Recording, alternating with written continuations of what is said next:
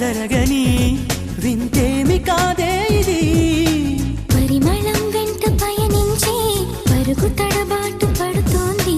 పరిణయం దాకా నడిపించే పరిచయం తోడు కోరింది.